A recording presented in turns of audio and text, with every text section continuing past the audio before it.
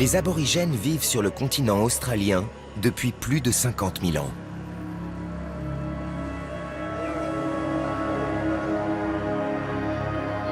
Lors de la dernière ère glaciaire, ils ont survécu à la sécheresse la plus longue de l'histoire, mais se sont ensuite retrouvés confrontés à une nouvelle épreuve.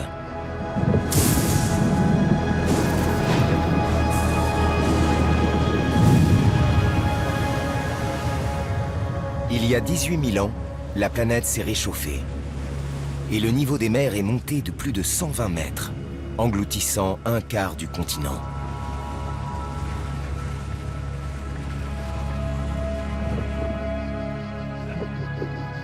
Les grandes inondations se sont traduites par des inventions ingénieuses, une explosion culturelle, des conflits et l'apparition de nouvelles ethnies.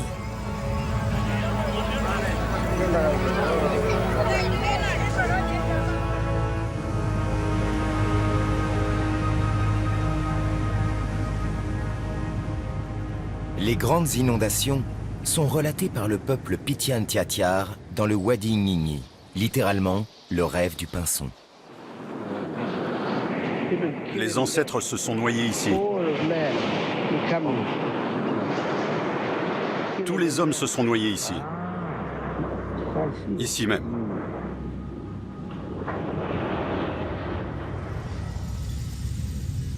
Il y a 18 000 ans, l'élévation du niveau des mers a commencé à submerger le sud du continent. Pendant plus de 10 millénaires, chaque génération a vu disparaître une centaine de kilomètres de territoire.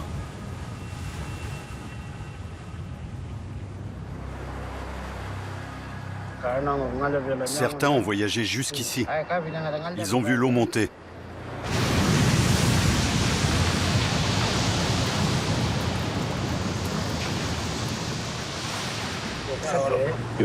Elle pénétrait loin à l'intérieur des terres. Un peu plus, et toutes les populations auraient disparu. Mon père, mon grand-père, ma mère ne seraient jamais nés. On ne serait pas là si l'eau avait continué à monter. Du temps de vos ancêtres. D'accord. Ils se sont demandé, qu'est-ce qu'on va faire?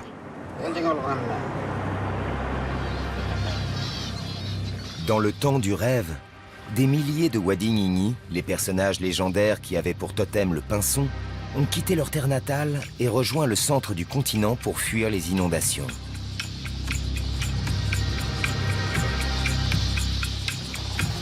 Ils ont attaché leurs lances ensemble et ont plongé dans l'eau pour former les falaises de Nullarbor.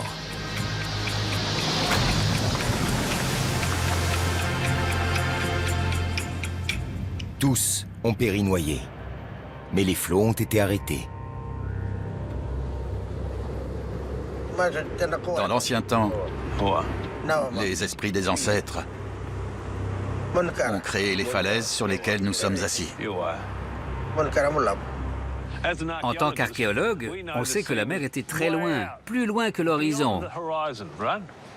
Paris. Et petit à petit, elle a grignoté du terrain, encore et encore.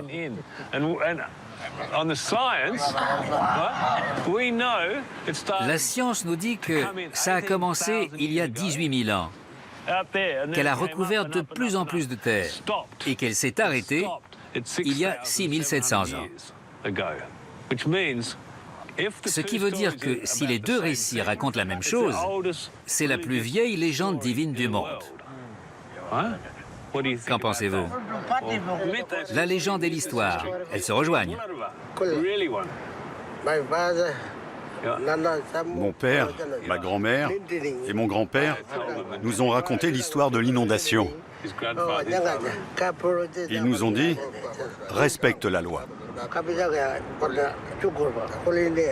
Respecte la loi. Il y a eu transmission.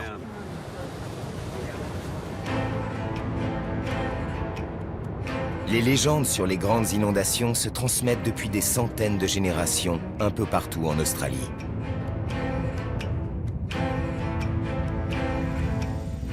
Au nord-est du continent, Garngoor, la femme mouette, a formé les îles Wellesley dans le golfe de Carpentarie en découpant le rivage avec son radeau.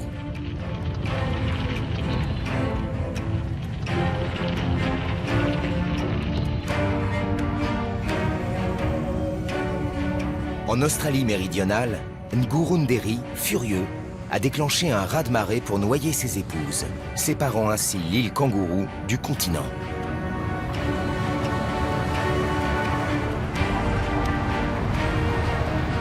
Dans la région de Kimberley, l'élévation du niveau des mers a provoqué la mousson. Pour le peuple Wunambal Gambera, c'est la période correspondant à la création du monde. Le grand esprit Wandjina a sorti un nuage de son halo et d'un souffle l'a propulsé dans le ciel.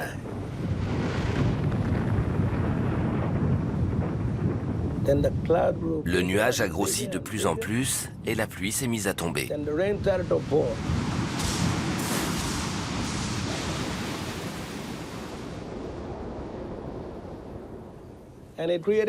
Et ça a créé la terre, les fleuves, les lacs et même les étangs qu'on a aujourd'hui.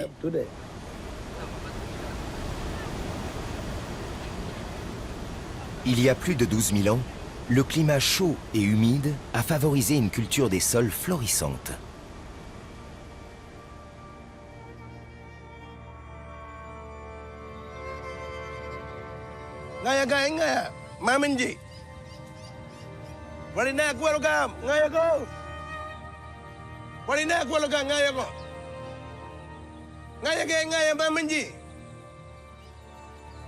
Les Wunambal Gambera ont peint les premières scènes de cérémonie au monde, les figures des Bradshaw ou Gwion.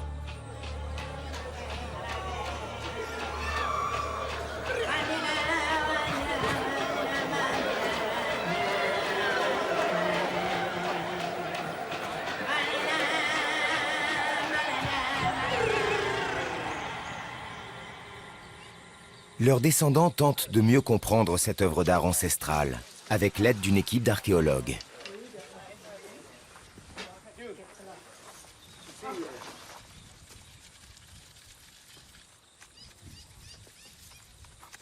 Les multiples détails de ces peintures rupestres nous renseignent sur la vie il y a 12 000 ans.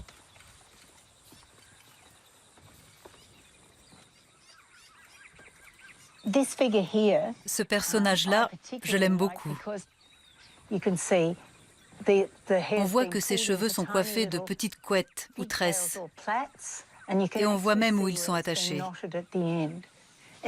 Si on remonte jusqu'en haut, malheureusement il manque un bout de paroi, on distingue une énorme coiffe qui retombe.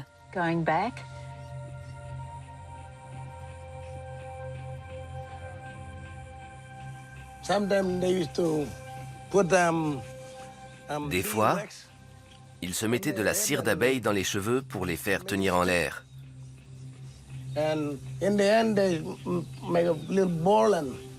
Au bout, ils les enroulaient en chignon et piquaient une plume d'émeu dedans pour faire plus joli.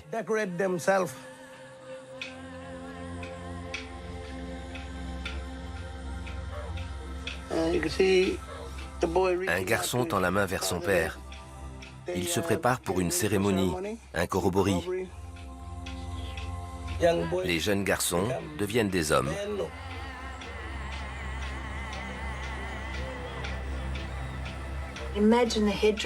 Imaginez le mouvement de leur coiffure quand ils dansaient et le mouvement tourbillonnant de leurs différents costumes. La région de Kimberley abrite des milliers de ces dessins qui célèbrent la vie.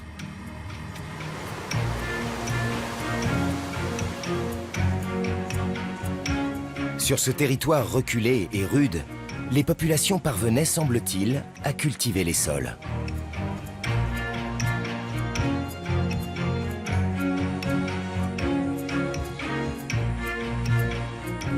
Les 61 silhouettes géantes sur cette paroi montrent que la nourriture était abondante.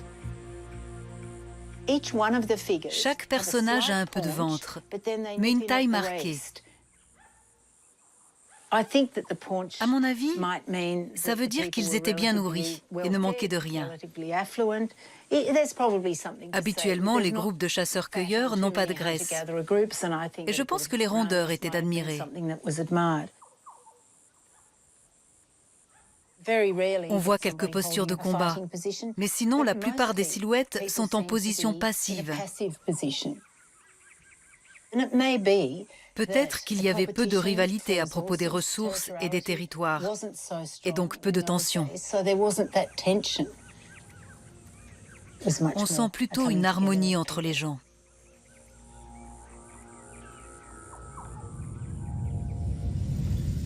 À 800 km à l'est, en terre d'Arnhem, une autre forme d'art très expressive a vu le jour à la même époque.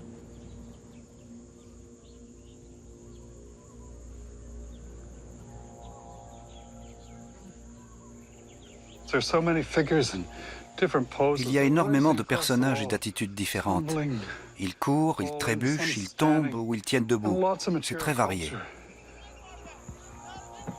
Les silhouettes sont tellement détaillées et empreintes de mouvement qu'elles font ressurgir des tranches de vie vieilles de 12 millénaires. Ce pauvre homme est tombé à terre. Il est prostré et une lance lui perfore le torse. Mais on dirait que la personne à l'arrière-plan accourt en agitant son boomerang, peut-être pour lui asséner le coup de grâce.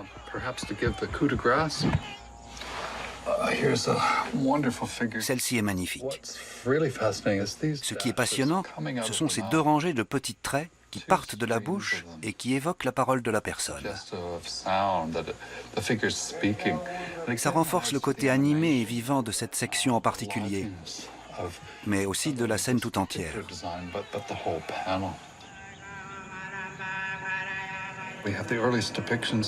Ce sont les premières représentations du son et du mouvement. Ces scènes d'action sont étonnantes et elles sont antérieures aux œuvres du même genre dans le reste du monde.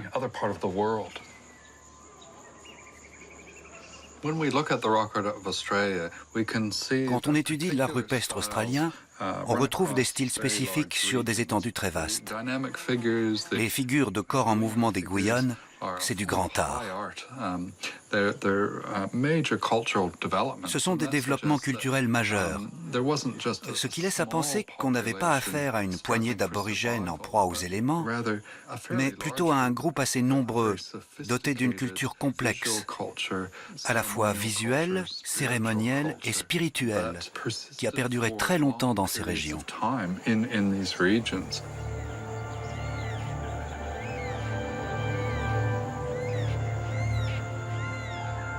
Le début des grandes inondations marque une période de créativité intense.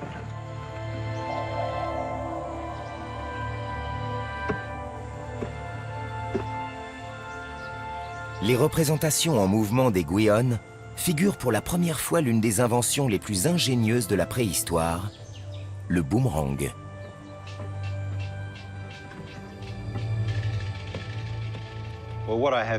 Nous avons là le plus vieux boomerang en bois au monde.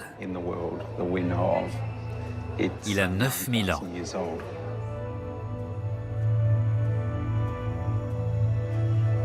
Des boomerangs de chasse ont été retrouvés dans d'autres régions du globe. Mais le boomerang qui revient est propre à l'Australie et suppose la compréhension de certaines lois physiques très complexes. Le boomerang qui revient est une invention extraordinaire. On ignore d'où vient l'idée, sans doute de tâtonnement. Ils ont dû commencer par comprendre qu'une forme plane et convexe favorisait l'aérodynamisme. Puis observer que la progression gyroscopique, comme on l'appelle aujourd'hui, permettait au boomerang de faire un virage et de revenir.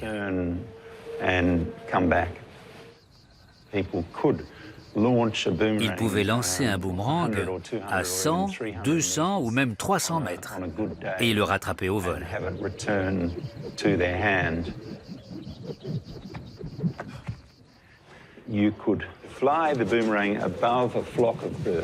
Si on le lançait par-dessus un groupe d'oiseaux aquatiques, Ils planaient dans les airs avant de revenir. Les oiseaux croyaient être menacés par un rapace et volaient plus près de l'eau.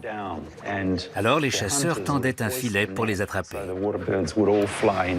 C'était une technique de chasse très élaborée dans laquelle le boomerang qui revient jouait un rôle essentiel.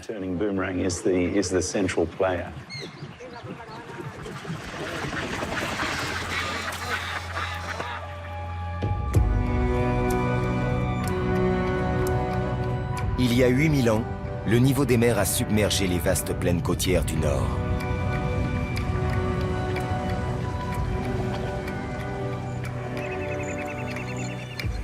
De nombreux groupements humains ont été chassés de leurs terres ancestrales et se sont réfugiés à plus haute altitude. Dans la région de Kimberley, ce ne sont pas les silhouettes gracieuses des Guyans qui sont représentées, mais des personnages rigides et armés. Ils se battent. Vous savez à quoi on le voit? À quoi? Ils n'ont pas de tenue de danse. Regardez, ils se battent. S'ils faisaient la fête, on verrait leur attirail de danse. Celui-ci a une lance. Vous voyez cette lance? Ils se combattent. Ici, c'est le propulseur. La lance est partie. Tout en bas. C'est formidable. Oui. Au sud de la Nouvelle-Guinée, l'eau douce du grand lac de Carpentarie a été remplacée par de l'eau de mer. Cela a obligé des populations entières à se replier sur les hauteurs de la terre d'Arnhem. Il y a 6000 ans, les conflits territoriaux étaient tels qu'ils ont donné lieu à des batailles rangées entre factions guerrières.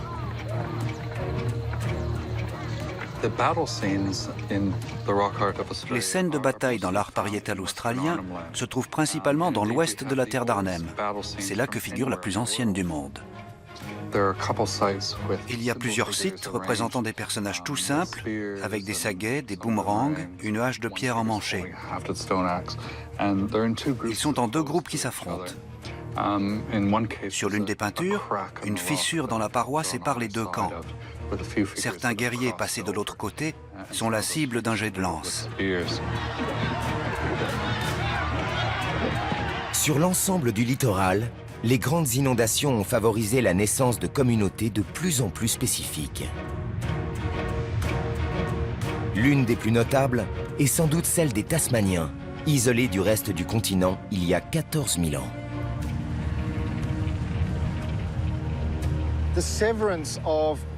La séparation des îles du détroit de Bass et de la Tasmanie a été le point de départ d'une des plus longues périodes d'isolement d'un groupe humain sur la planète entière. Qu'est-il arrivé à une population qui s'est retrouvée isolée aussi longtemps, il y a entre 10 000 et 14 000 ans?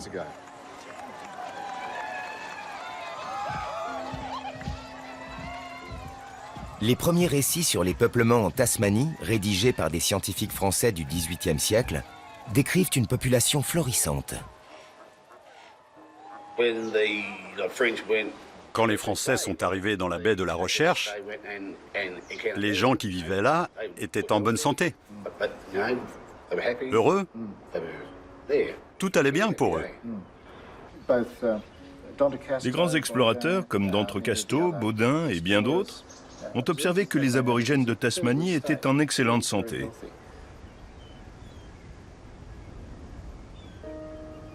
Les explorateurs français ont découvert un mode de vie unique, qui reposait sur un nombre très limité d'outils. Seulement 22.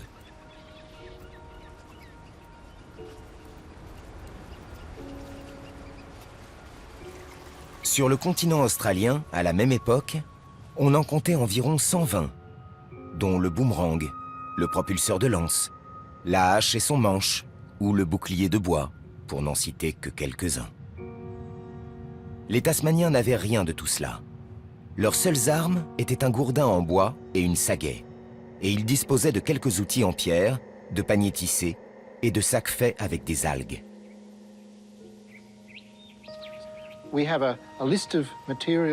Cette liste d'objets a permis aux populations de survivre dans un environnement très changeant et de développer une société tout aussi riche que les autres chasseurs-cueilleurs. Ces gens n'étaient absolument pas menacés d'extinction. Ils savaient ce qu'ils faisaient.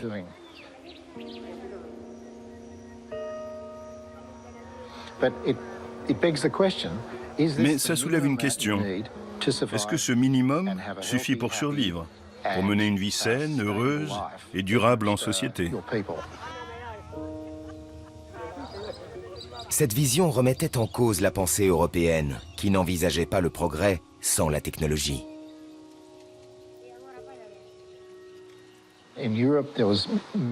En Europe, on considérait les chars tirés par des chevaux, la roue ou la métallurgie comme autant d'inventions essentielles. Et on liait ça à la notion d'évolution. Ça a énormément influencé notre façon d'envisager le progrès. On associe l'évolution de l'homme aux avancées matérielles.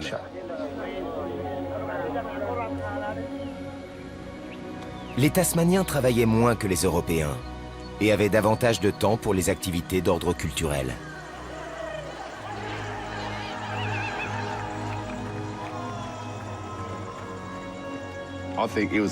À mon avis, c'était un mode de vie rêvé. Ils avaient tout ce dont ils avaient besoin pour survivre. Ça a fonctionné pendant 10 000 ans. C'est une bonne leçon pour notre époque actuelle. On n'a peut-être pas besoin de tous ces biens matériels pour vivre.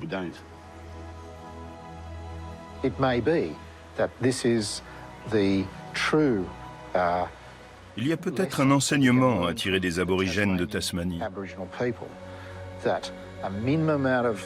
Un minimum de possession matérielle suffit à propulser une population viable dans l'avenir. Rendez-vous compte, ils ont duré 10 000 ans en vivant isolés. C'est extraordinaire.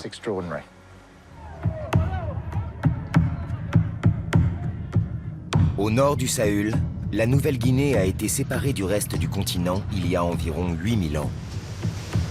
Au fil du temps, les terres situées entre les deux sont devenues l'archipel du détroit de Torres.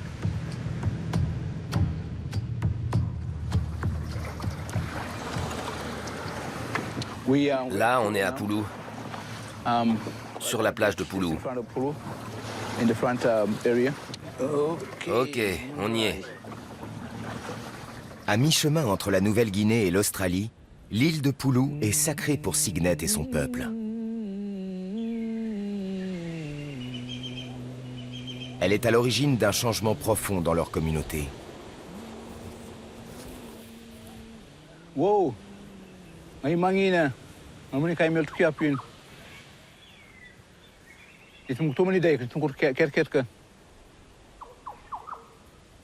Il y a 2900 ans, des insulaires du sud-ouest du Pacifique ont franchi le détroit de Torres. Il s'agissait des Lapita, les ancêtres des Polynésiens, qui ont par la suite colonisé les îles les plus perdues du Pacifique.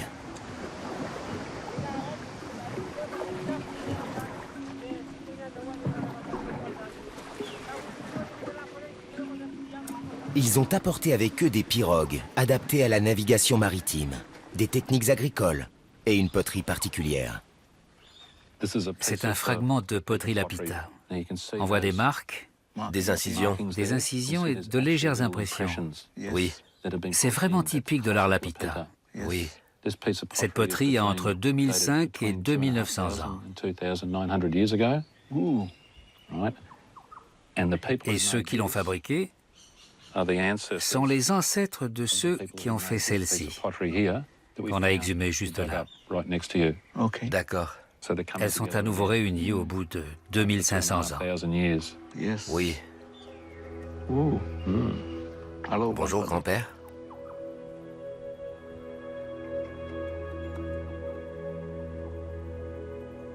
À partir de l'argile locale, les lointains ancêtres de Signet ont fabriqué les premières poteries australiennes, certainement pour transporter les récoltes.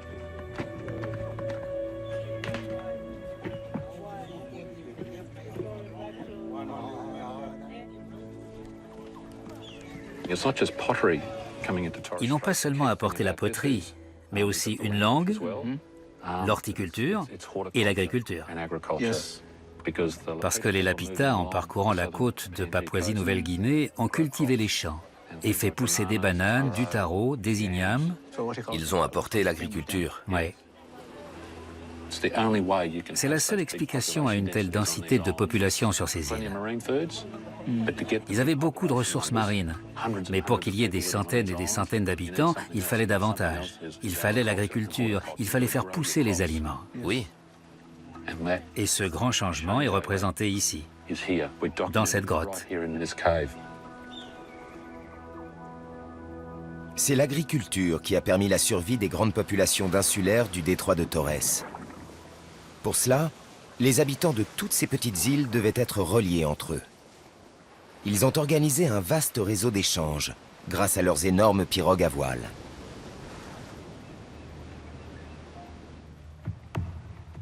Des propulseurs et des saguets étaient acheminés du Cap York jusqu'au détroit de Torres. En retour, des tambours, des masques, des arcs et des flèches étaient transportés des îles jusqu'au Cap York. C'était un peu comme des autoroutes maritimes.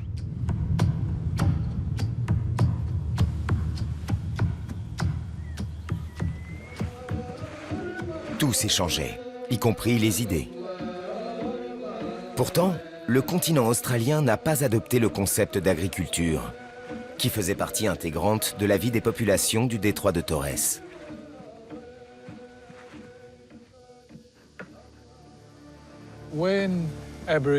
Quand les aborigènes d'Australie ont découvert l'agriculture et le jardinage, ils ne les ont pas apportés.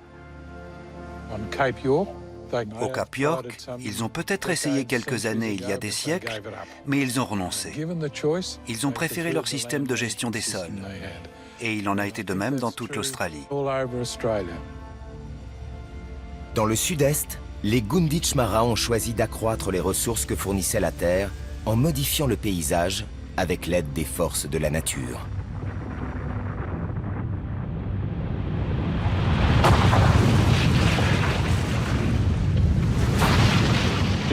Nous sommes sur son domaine.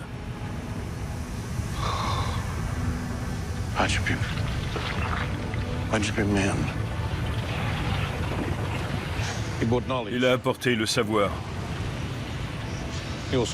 mais aussi la peur dans le cœur des peuples Gunditjmara. C'est le créateur suprême pour nous.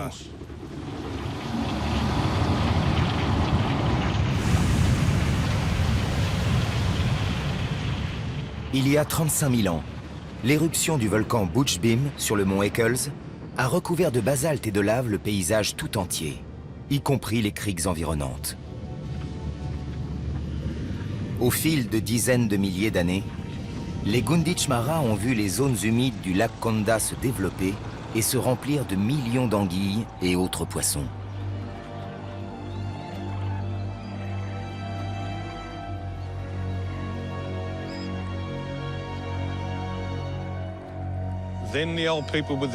Les anciens, très imaginatifs, ont décidé de se servir des rochers pour attraper les poissons et nourrir la population à moindre effort.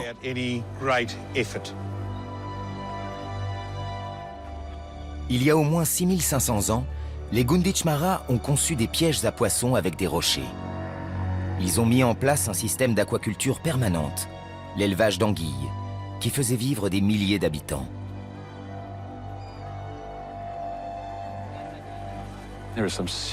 C'est un mécanisme très sophistiqué. Ils ont retiré des tonnes de rochers pour rendre le canal plus profond. Ils l'ont façonné? Oh oui. Normalement, il devait y avoir un mur de lave ici, pour empêcher l'eau de pénétrer dans les basses terres. Mais il a été démoli, là. C'est le tout début des pièges à poissons du lac Konda.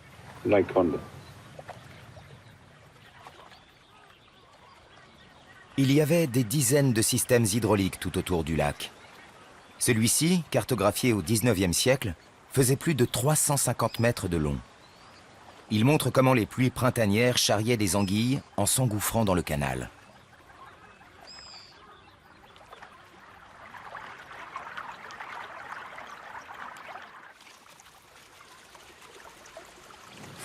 Quand l'eau arrivait, les anguilles étaient projetées contre les rochers. Elles cherchaient un chemin par où passer, comme ici. Les anguilles arrivaient là-dedans.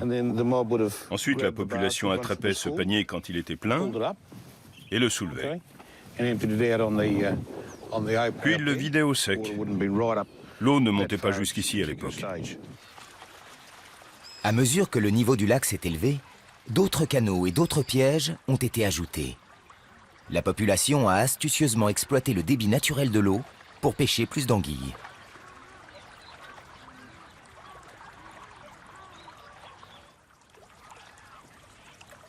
Les Gunditjmara ont également confectionné des pièges à partir des dépressions naturelles du terrain, qui devenaient des mares permanentes une fois les inondations résorbées. C'était en quelque sorte des étangs d'élevage qui sont à l'origine de l'aquaculture. Ça contredit la vision européenne qui voit les aborigènes comme de simples chasseurs-cueilleurs, uniquement capables de puiser dans les ressources de la terre. Dans cette région, ils étaient plus que ça. C'étaient de véritables agriculteurs.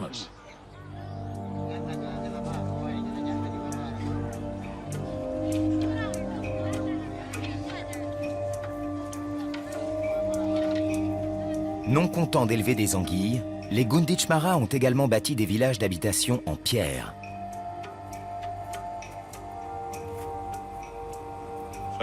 La porte d'entrée est ici. Ça en fait une. Oui. Il y en a plusieurs. Une autre ici. On en voit les contours.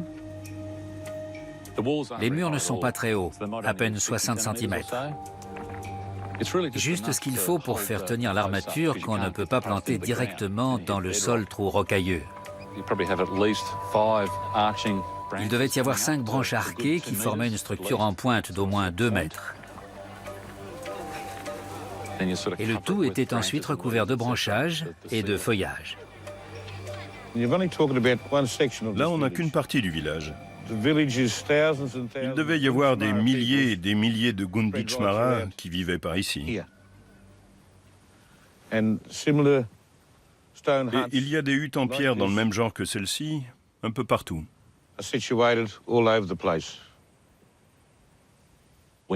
On sait que les Gunditjmara comptaient au moins 3 à 4 000 individus et que leur densité de population était l'une des plus élevées d'Australie. Ce que j'adore, c'est qu'on peut s'asseoir là où s'asseyaient vos ancêtres. Absolument. Et alors, on voit quoi? On sent le feu de bois. On entend parler dans le bush. Il y a des enfants qui jouent au milieu des pierres. Les jeunes filles parlent des jeunes garçons qui paradent devant elles. Elles chuchotent leur nom. Elles disent qui est libre et qui ne l'est pas. Les hommes reviennent de la chasse. Ils chantent à l'approche du campement et les femmes leur répondent. Ils devaient avoir une grande connaissance des choses à l'époque.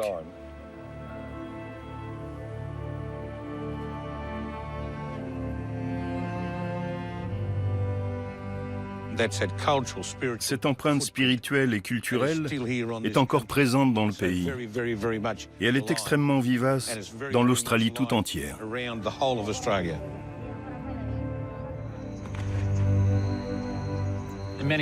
On sait que dans de nombreux endroits du globe, les gens ont fini par apprivoiser la faune et la flore. Mais chez les populations aborigènes, c'était très différent. Ils n'ont pas seulement apprivoisé les animaux, mais le paysage tout entier.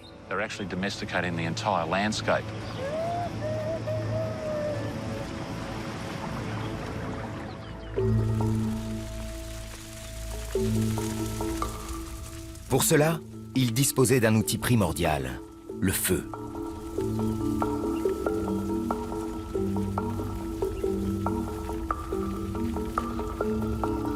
L'usage qui en a été fait dans ces régions était plus ambitieux et productif que n'importe où ailleurs.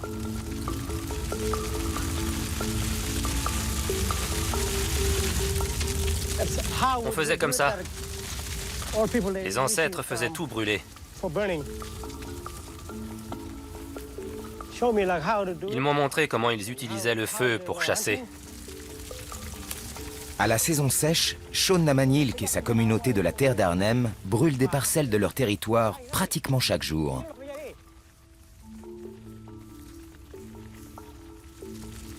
Bien. Très bien.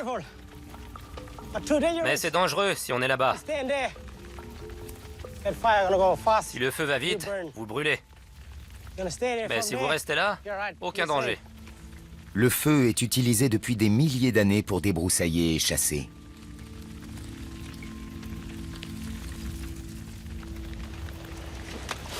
C'est pour le kangourou. On attend qu'il arrive. Le feu se propage vite, alors on attend là. Il ne nous voit pas. Et quand il passe, boum, tué. Et pas qu'un seul. Il y a plein de kangourous partout. Le bâton sert à ça.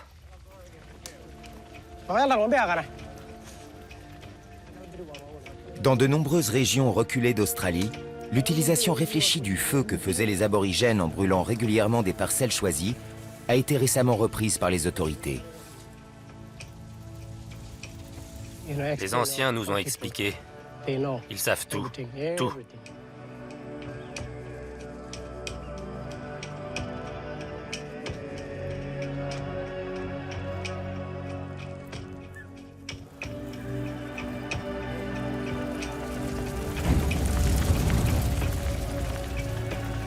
L'emploi du feu était si répandu et systématique qu'il a complètement transformé le paysage australien. Comme l'atteste ce dessin, fait par un Européen, du mont Eccles à Victoria. En haut à gauche, il y a une paroi très particulière. On la retrouve ici, en forme de boomerang, juste en dessous de la colline. Les premières peintures européennes de l'Australie montrent que les forêts d'eucalyptus étaient entrecoupées de sentiers. Des sentiers débroussaillés par un brûlage régulier au cours des siècles.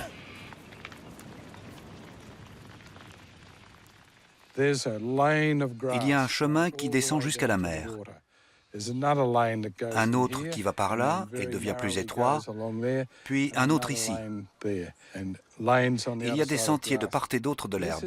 C'est le schéma aborigène typique pour la chasse aux kangourous. Une petite partie du sentier était brûlée. Quelques semaines plus tard, la repousse attirait les kangourous.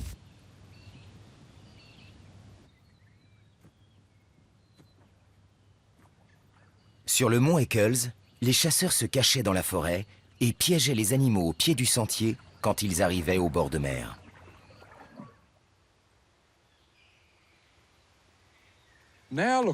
Maintenant, regardez, il n'y a plus de chemin. Il y a des arbres partout. C'est une forêt très dense. Une aborigène m'a dit, « Pauvre pays, tout part à volo. » Ils aimeraient avoir un environnement propre et net, qui permette d'attraper des kangourous, mais aussi de les nourrir. Ils savaient où se trouvaient les animaux, c'était plus prévisible.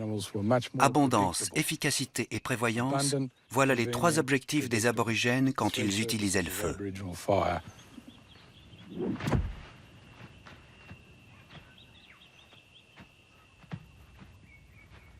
Le brûlage a été pratiqué dans tous les habitats australiens pendant des millénaires.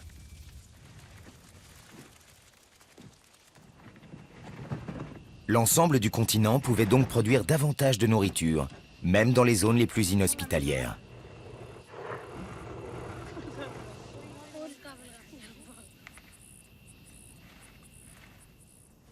Je vais allumer. Vous êtes prêts? En qualité de ranger, Timmy Patterson continue d'allumer des feux dans le désert occidental. Je fais ça pour que la nourriture revienne, comme les ginjuwiri, les groseilles et les lézards.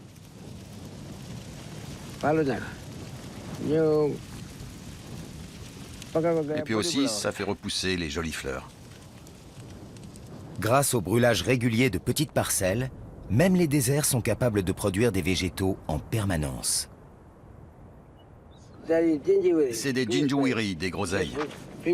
Les hommes peuvent en manger quand ils reviennent de la chasse. Une dinde, balala. Quand on allume un feu, elles viennent chercher les lézards. Elles viendront peut-être après le brûlage. Le paysage est brûlé selon un schéma précis, pour qu'au fil des différentes repousses, le sol puisse offrir une variété de nourriture tout au long de l'année.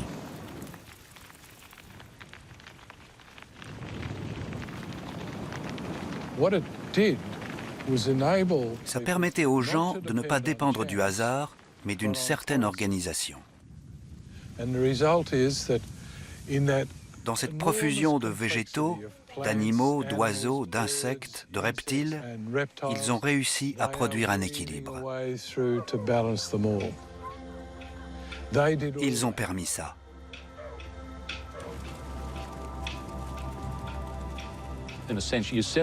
Tout est organisé pour que la faune et la flore puissent se débrouiller. L'homme donne la première impulsion, mais après les animaux et les végétaux font le reste. Les aborigènes ont créé ce continent qui ne ressemble à aucun autre au monde. Ils ont écrit l'un des grands chapitres de l'histoire de l'humanité. Leur mode de fonctionnement est très malin. Ils laissent du temps pour avoir d'autres occupations.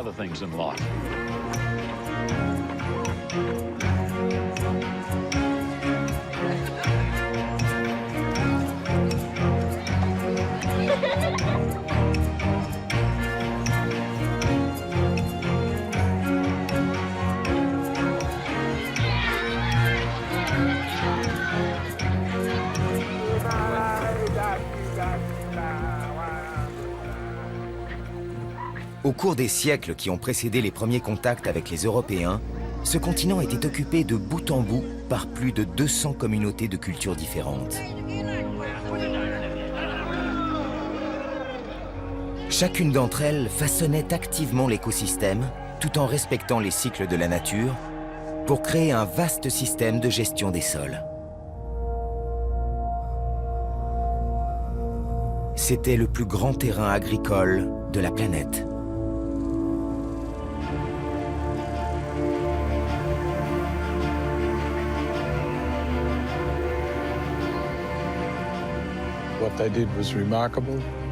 Ce qu'ils ont fait est remarquable. Aucune autre civilisation ne les a égalés. Ils s'assuraient que toutes les espèces avaient un habitat. Les gens pouvaient utiliser les ressources végétales et animales, mais le système était durable. Ils renouvelaient les richesses sans les endommager, sans menacer l'avenir.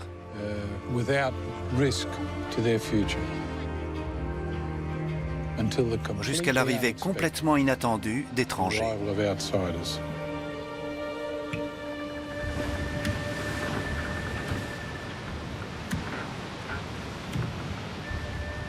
Les Hollandais, tels des fantômes blancs venus des mers.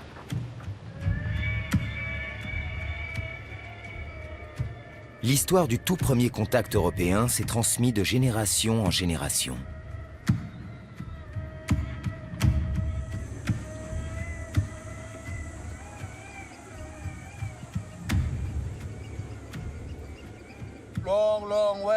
Je la tiens de mon grand-père, mais c'est sans doute son arrière-grand-père qui la lui a racontée.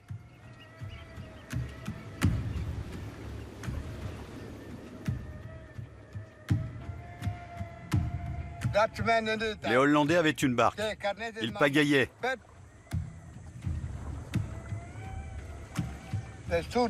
Ils sont arrivés et ont demandé « Il y a de l'eau? De l'eau ?» Et les aborigènes les regardaient. « De l'eau! De l'eau !»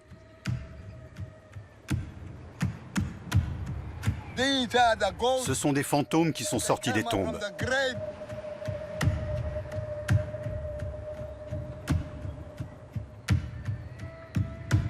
En 1606, la compagnie hollandaise des Indes orientales envoie le capitaine Wilhelm Janszoon explorer le Pacifique Sud pour y trouver de l'or et de nouvelles sources de commerce. La compagnie avait pour habitude de kidnapper des habitants afin que ces derniers leur servent d'interprètes et leur montrent où se trouvait le métal précieux. Les Hollandais ont enlevé une jeune fille. S'ils n'avaient pas fait ça, il n'y aurait eu aucun problème.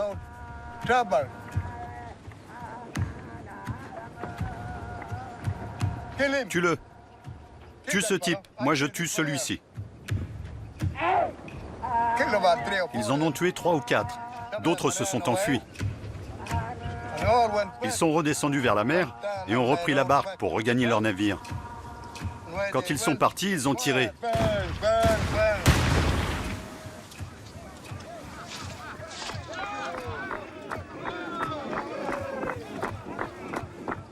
Et ils ne sont jamais revenus. Voilà comment s'est passée la première rencontre entre les aborigènes et les Européens. Les archives néerlandaises confirment qu'elle a fait des morts dans les 2 camps. Aucune marchandise de valeur, juste une côte rocailleuse et aride, sans ressources d'eau douce, habitée par des sauvages. Pas d'or, rien que du sable.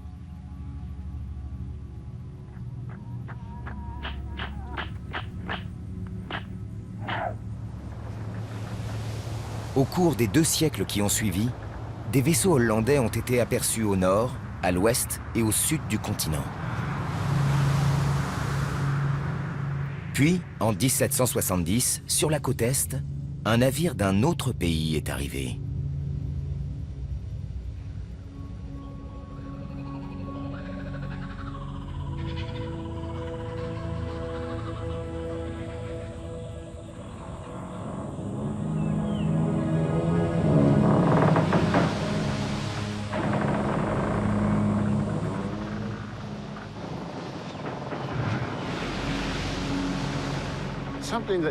On n'avait jamais vu ça.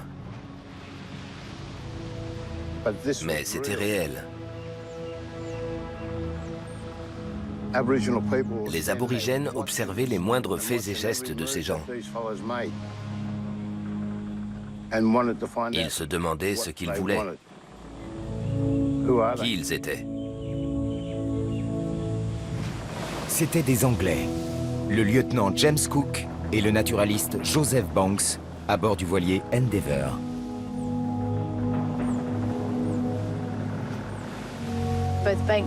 Banks et Cook racontent qu'on les a pratiquement ignorés quand ils sont arrivés à Botany Bay. Mais quand ils ont voulu accoster, 2 hommes les ont attaqués à coups de sagaie. Ce n'était pas de la peur. Ils n'étaient pas inquiets. C'était de la curiosité. Pourquoi sont-ils là? Qu'est-ce qu'ils font? Ça a dû être intense quand ces 2 habitants ont compris qu'ils étaient seuls contre tous ces étrangers avec des choses qui faisaient du bruit.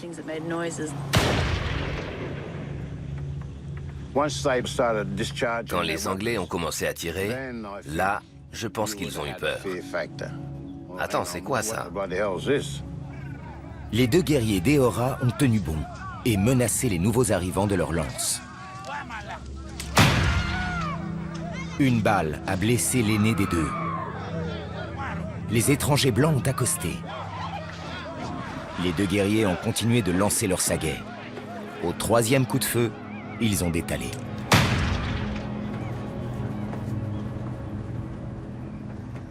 Sur les 6 jours que les Anglais ont passés à Botany Bay, ce fut leur seul contact avec le peuple Eora. «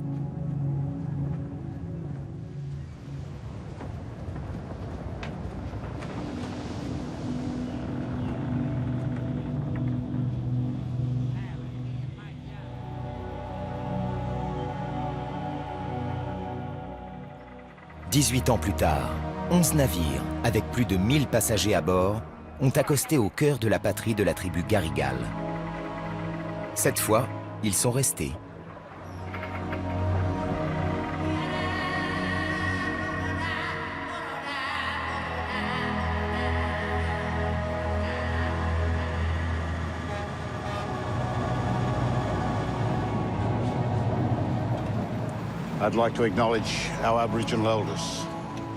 Je voudrais saluer nos anciens, d'hier comme d'aujourd'hui, et rendre hommage à tous nos frères et sœurs aborigènes, quelle que soit la communauté dont ils viennent.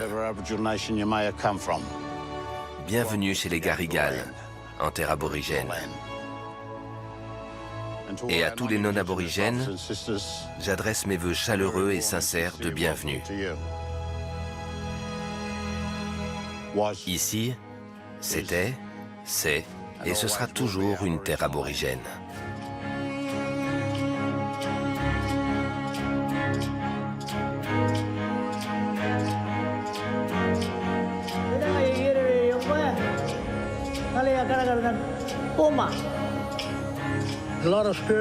Il y a de nombreux descendants d'esprits ici, et ils sont vivants.